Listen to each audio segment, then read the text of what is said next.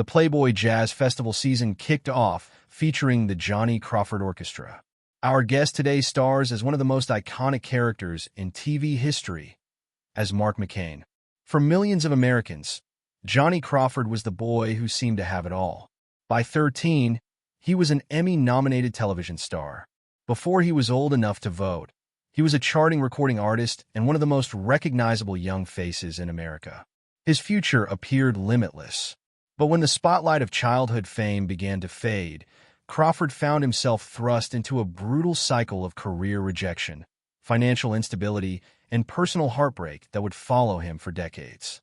To make matters worse, a devastating health battle slowly stole the very thing that had made him famous.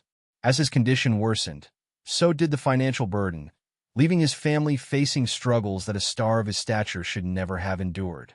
The final days and death of Johnny Crawford are extremely heart-wrenching, and when you discover the tragic details of what happened behind the scenes, you'll never remember him the same way. The meteoric rise of Johnny Crawford.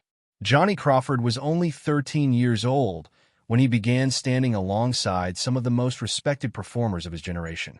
He won the hearts of millions as a boy growing up in the Old West and launched a music career that would put him on the Billboard charts.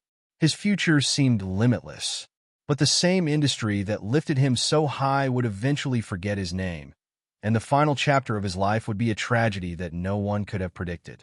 John Ernest Crawford was born on March 26, 1946 in Los Angeles, California, into a family that seemed destined to produce artists. His mother, Betty, was an accomplished pianist. His father, Robert Sr., worked as an editor. His maternal grandfather, Alfred Megerlin, was a world-class violinist who had served as the first concertmaster of the New York Philharmonic. Music and performance were in Johnny's blood long before he ever stepped in front of a camera. At just 9 years old in 1955, Johnny secured a spot as one of the original 24 Musketeers on the debut season of Disney's The Mickey Mouse Club. It was the dream job for any child in America, but the triumph was short-lived. At the end of the first season, he was fired. The reason was painful.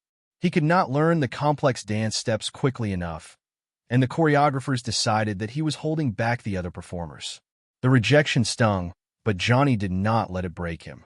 He went back to work securing minor guest roles on shows like The Loretta Young Show and The Millionaire. Then came 1958.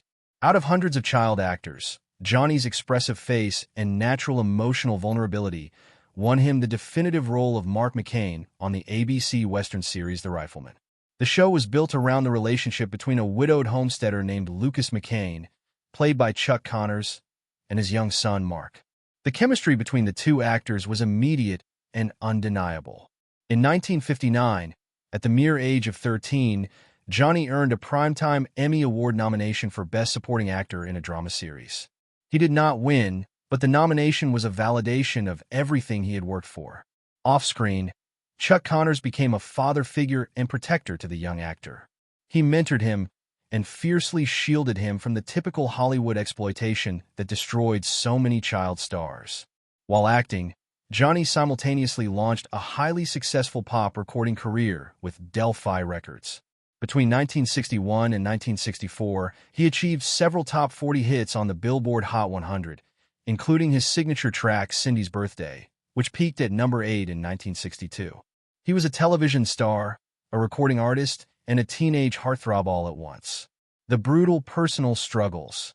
In 1963, the exact year The Rifleman ceased production, the 17-year-old Crawford collided with a harsh industry barrier. He had physically outgrown the wide-eyed child aesthetic that made him famous. But casting directors refused to see him as a mature lead. They saw a child actor who had aged out of his usefulness. The financial situation was even worse. Because The Rifleman was produced during an era of predatory contracts, Crawford received zero residual payments for future reruns. The show that made him famous and aired for decades around the world generated not a single dollar of back-end profit for him. For the next 2 decades, his association with Mark McCain hurt his adult career. Mainstream Hollywood pigeonholed him. Starved for work, his resume deteriorated into guest spots on shows like Little House on the Prairie and Murder, She Wrote. On the personal side, During high school, he fell in love with Charlotte McKenna. But his punishing work schedule pulled them apart, and they broke up. They lost touch for 25 years. They miraculously reconnected in 1990 and married in 1995. In 1990, Crawford founded the Johnny Crawford Dance Orchestra, a big band jazz group dedicated to authentic 1920s swing.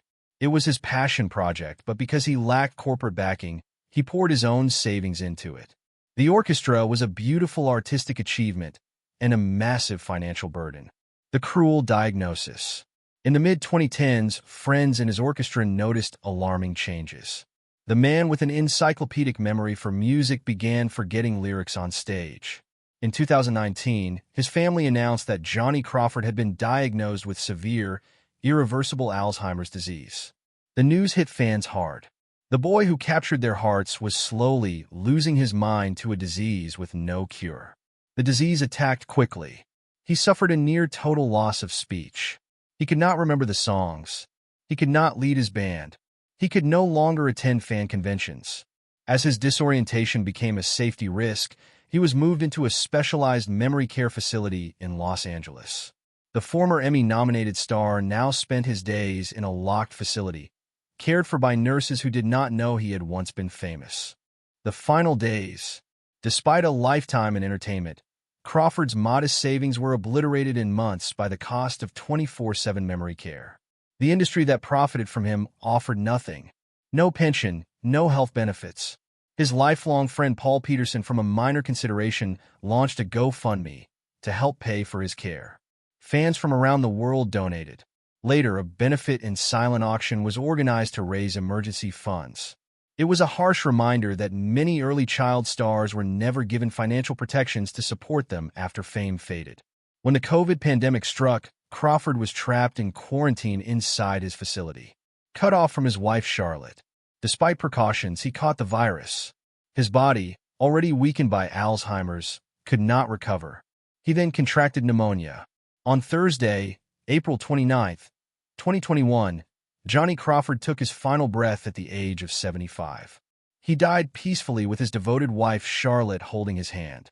Following his passing, his body was cremated and his ashes were interred at Sunset Hills Memorial Park in Apple Valley.